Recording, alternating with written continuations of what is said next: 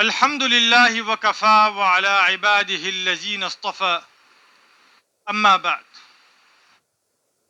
جناب رسول اللہ صلی اللہ علیہ وسلم نے ارشاد فرمایا، النفقۃ فی الحج، حج میں خرچ کرنا، اپنے پیسے خرچ کرنا، مال خرچ کرنا، النفقۃ فی سبیل اللہ، یہ اللہ کے راستے میں خرچ کرنے کے جیسا ہے۔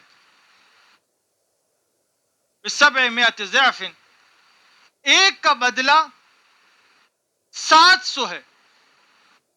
یعنی کوئی شخص 1 روپیہ خرچ کرتا ہے تو گویا کہ اس نے 700 روپے خرچ کیے، اور 700 روپے خرچ کرنے کا جو بدلہ ہے وہ اسے ملے۔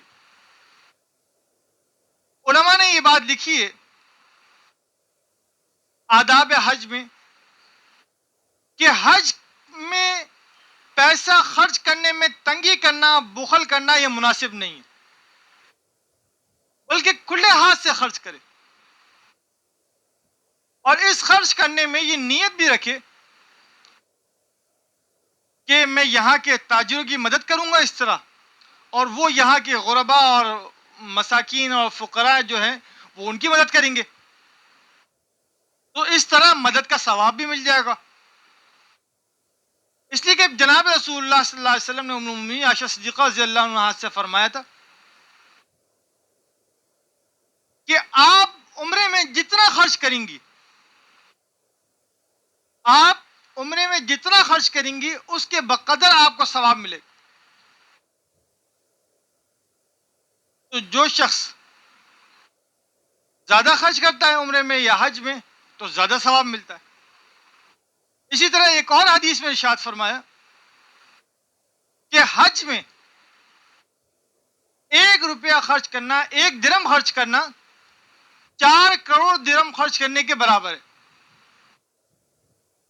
اب کوئی شخص 1 روپیہ خرچ کرتا ہے اللہ کے راستے میں، حج میں 1 روپیہ خرچ کرتا ہے تو گویا کہ اس نے اللہ کے راستے میں $1 خرچ کرتا ہے، گویا کہ اس نے 4 کروڑ ڈالر خرچ کرے، 4 کروڑ پاؤنڈ خرچ کرے، 4 کروڑ درہم دینار خرچ کرے، تو 4 کروڑ پاؤنڈ کا، 4 کروڑ ڈالر کا، 4 کروڑ روپے کا، 4 کروڑ درہم کا جو اللہ کے راستے میں خرچ کیا جائے اس کا اجر و ثواب کتنا زیادہ ہے آدمی تصور بھی نہیں کر سکتا۔ یہ صرف اور صرف اس امت کی خاصیت ہے، اور ثواب بہت زیادہ ہے۔ اس لیے علماء نے یہ بات لکھی ہے کہ حج میں خرچ کرنے میں تنگی نہ کرے، بلکہ کھلے ہاتھ سے حج میں خرچ کیا کرے۔ اللہ تعالی عمل کی توفیق عطا فرمائے۔ وآخر دعوانا الحمدللہ رب العالمین۔